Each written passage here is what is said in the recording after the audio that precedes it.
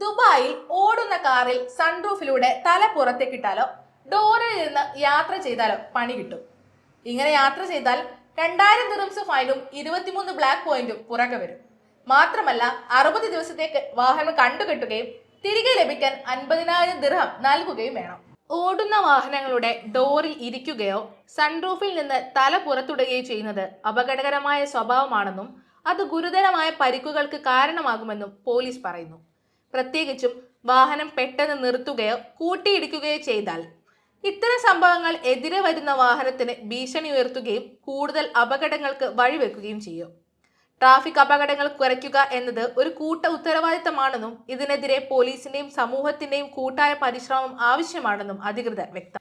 ഡ്രൈവിംഗിനിടെ അഭ്യാസ പ്രകടനങ്ങളുമായി ബന്ധപ്പെട്ട് കഴിഞ്ഞ വർഷം 1183 കേസുകളാണ് രജിസ്റ്റർ ചെയ്തത്. 707 വാഹനങ്ങൾ പിടികൂടുകയും ചെയ്തു. ഇത്തരം നിയമലംഘനങ്ങൾ ശ്രദ്ധയിൽപ്പെട്ടാൽ ആർക്കും ഉടനെ പോലീസിനെ ബന്ധപ്പെടാം.